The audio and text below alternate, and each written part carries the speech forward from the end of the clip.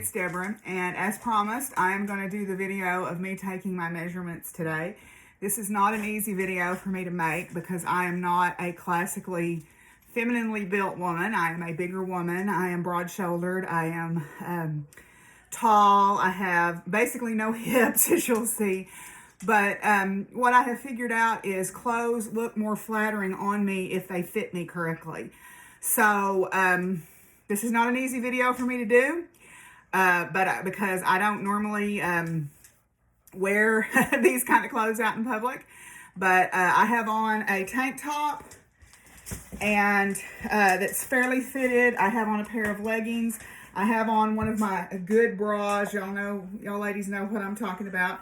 We all have ones that fit better than others. This is one that fits like I want it to, and therefore that's what I want to make my clothes to fit like. And frankly, I need to get rid of the rest of them and buy more like this.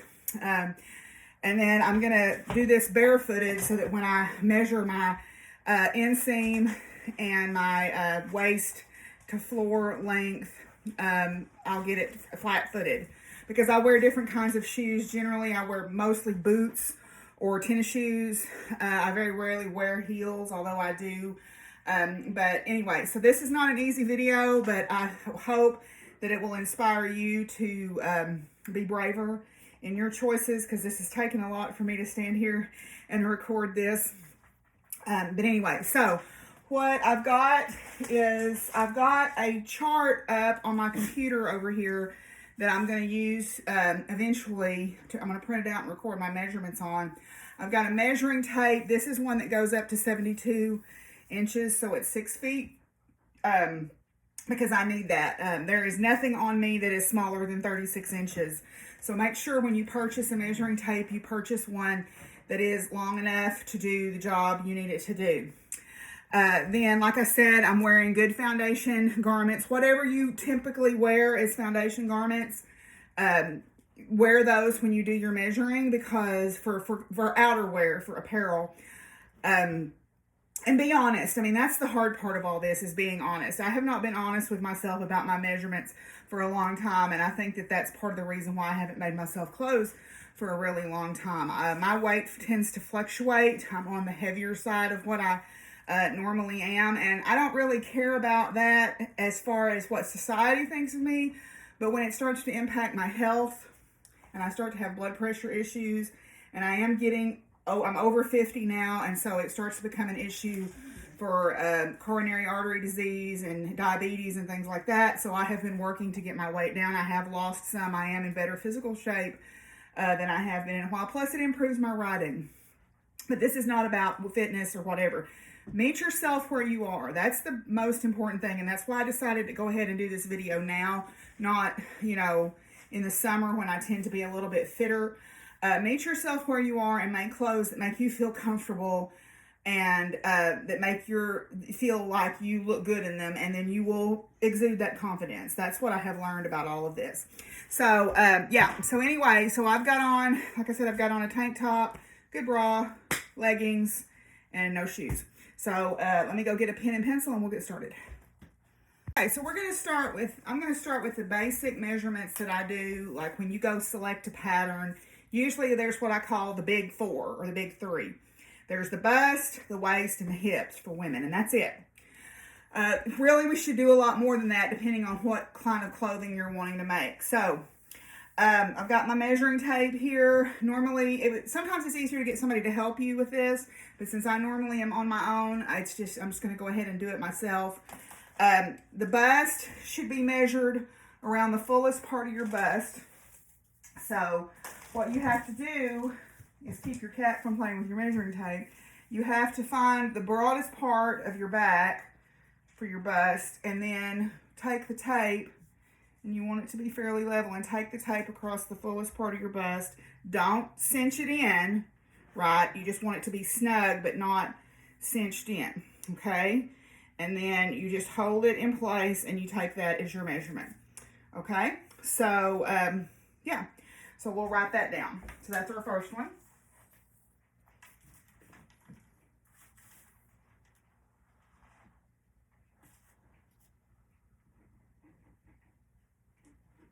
Okay. Under bust is where the band of your bra goes. So that's usually, when you go purchase bras, they usually take the difference between your under bust and your fullest part of your bust to find your cup size. So your under bust is the part down here just below, just right where the bottom of your bra would sit. So we'll do that. So again, that's going to be a little bit lower than what I just measured. Again, don't pull it super tight and make it cinch in, but just get it snug. Okay, and find out where you overlap there and take that.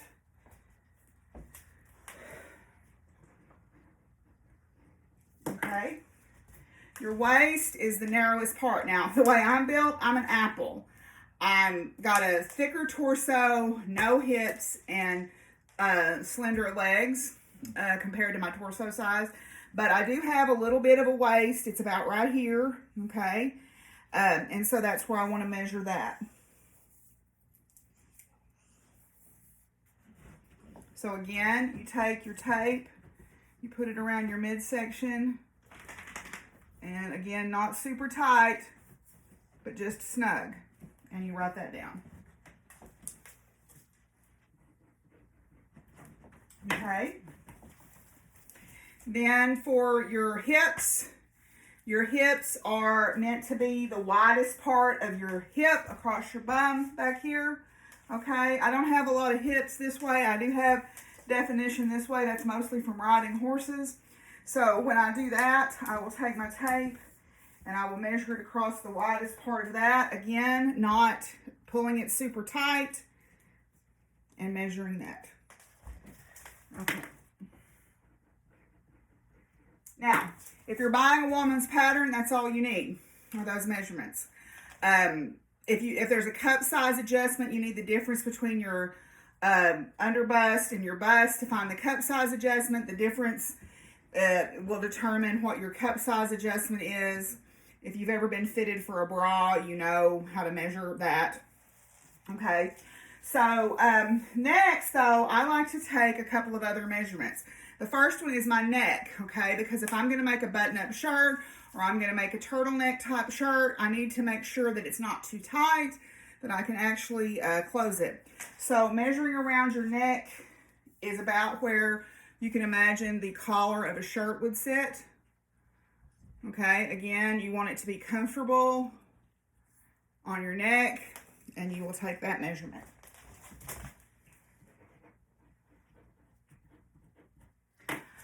Okay, the next one I like to do is my bicep because I am broad-shouldered and I have big biceps, as you can see here.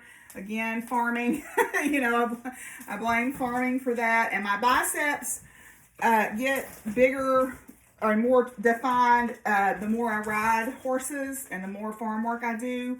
Right now, they're not as defined as they have been in the past. In the summer, I tend to be a little bit more fit because I'm working outside more. But this is February, and so I'm starting to show my winter shape here. Okay, so on the bicep, I'm going to measure the fullest part of the bicep. This is one that's a little bit tricky to do by yourself, but usually you can get it adjusted where you need it to be. So I just put it around the fullest part of my bicep and I measure that.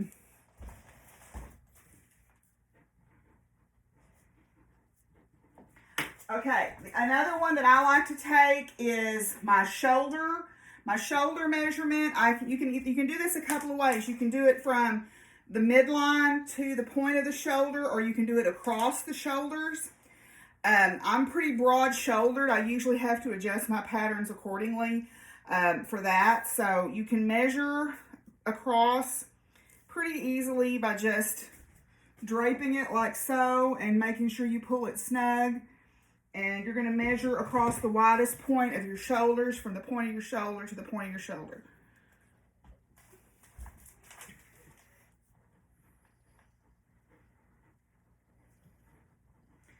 Okay. Next is another one that you can do. It's called bust height because, depending on what you wear or if you wear foundation garments or not, the fullest part of your bust may not be where it is in the pattern. So the bust height is going to be measured from the top of your shoulder down to the fullest part of your bust, okay? So that's another good measurement to have. So you kind of have to, Fizzy's playing with my tape measure here. You kind of have to have an eye visual of where that is, okay? And then you can measure this on the pattern. So I kind of eyeballing right about there, and my fullest part of my bust is right here. So my bust height.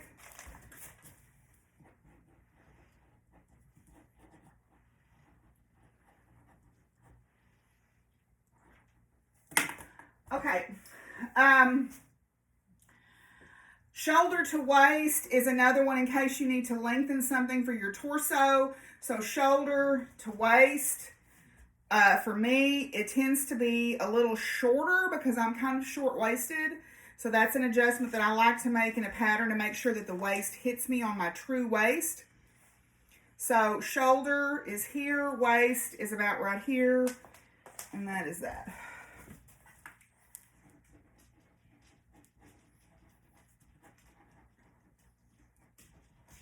Okay. Now there are a lot of other ones that you can take.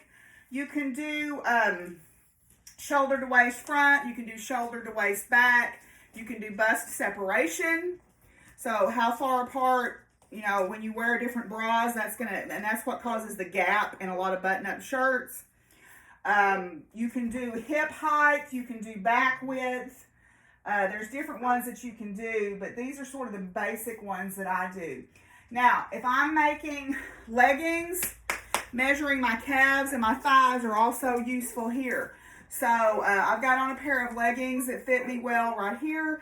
So to measure your thigh, you're just going to measure around the fullest part of your thigh and write that down.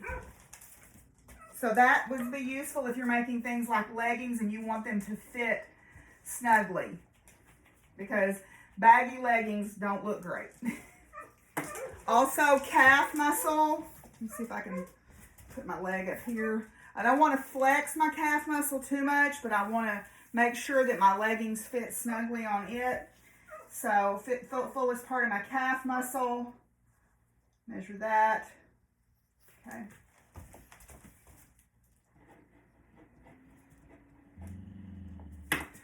Okay, another thing that I like to measure is my waist to floor measurement, because I wear generally boots, and so I like the breakover on my trousers to pretty much be at the floor. I like them to break where the back part of the trouser or the pant is at the floor line. I don't like shorter ones than that. My legs are pretty long because my height is a lot in my legs because I am kind of short-waisted. So I'm going to measure waist to floor, and the way that I'm going to do that is by myself is I'm going to take this tape and I'm going to stand on it. So I'm going to adjust it, try to stand up straight, try not to lean, and I'm going to stand on it where I'm at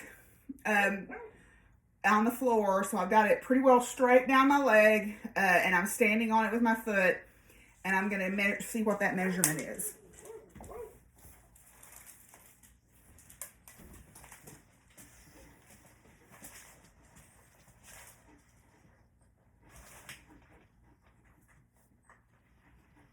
Okay. Another one that you can do is inseam. Inseam, that's sometimes also called outseam if you want to call it that. Inseam is like, if you've ever watched the old show, Are You Being Served? They made a lot of jokes about measuring men's inseams in the men's department. So your inseam, I'm going to do kind of the same thing. I'm going to stand on the tape with my foot, and then the inseam is up to where your crotch is, basically. Okay, for men, if you're measuring a man, you need to know what side he dresses on, which means what side does he put his boy parts on. Okay, you know, anyone that identifies as male, what side do they dress on? Okay, whether it's a cisgender male or a transgendered male, if you want their pants to fit correctly, you need to know what side they dress on, which means what side do they put their boy parts on. Okay. So that's going to be about, let me step on my tape. About right there. Okay.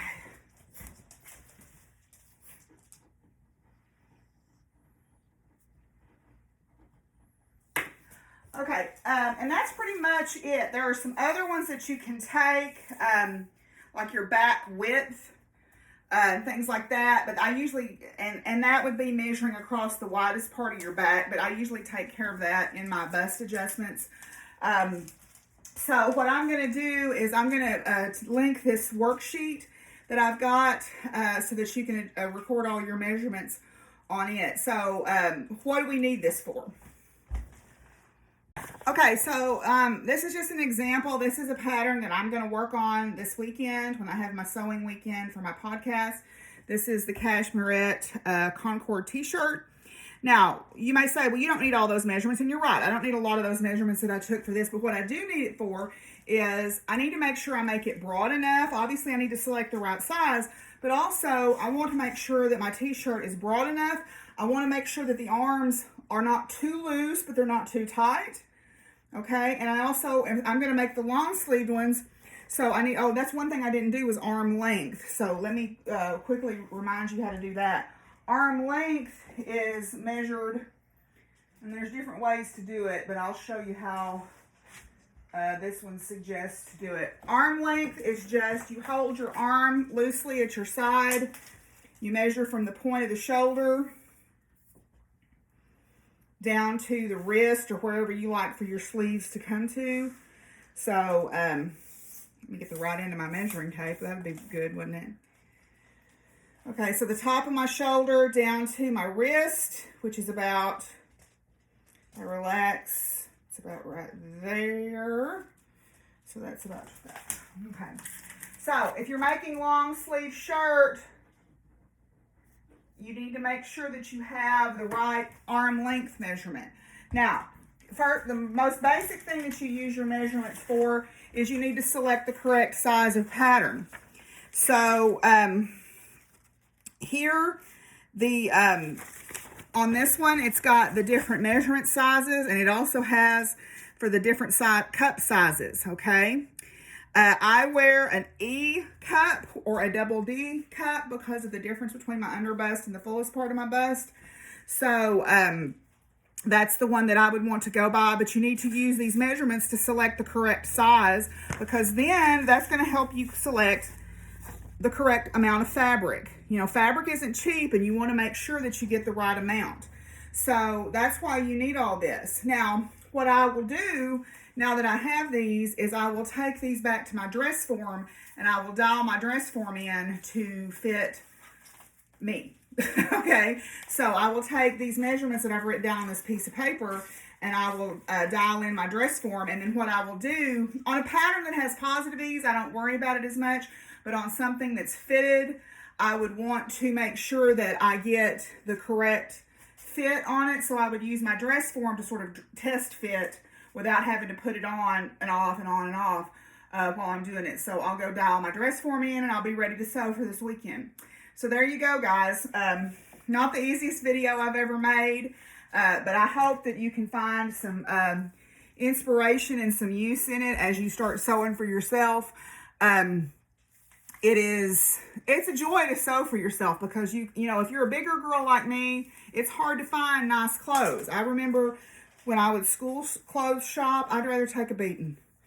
I hated it. Y'all, I hated it so bad. I would just be in tears, because especially, you know, 30 years ago, back in my day, the clothes for bigger girls were not attractive. You had to shop in the women's section or the ladies section or the plus size section, and the clothes there, I generally said they looked like something Grandma would upholster her couch in.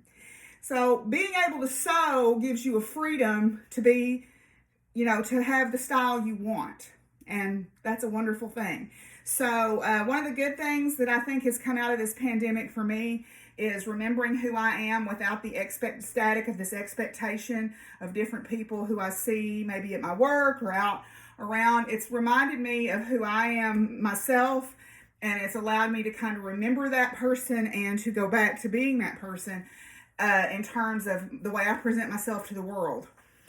So it is empowering to be able to make your own clothes. It is an act of rebellion to be able to say, no, I am a big girl, but I want to wear a tank top, or I want to wear leggings, or I want to wear stylish clothing. So sewing is an act of rebellion. Never forget that. It's an act of freedom and an act of rebellion, and it gives you body sovereignty, and I think that's a really important thing.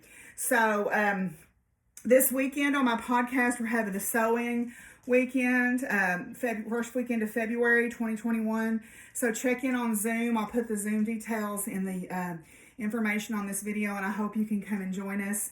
And make yourself something. My mom's best advice about sewing is buy yourself an inexpensive pattern, buy yourself some inexpensive fabric, and if you mess it up, nobody dies. You gotta love that. So anyway, I appreciate y'all hanging with me, and I hope that this has inspired you and empowered you to try to make your own clothes, and I will catch y'all later. Peace out, y'all. Bye.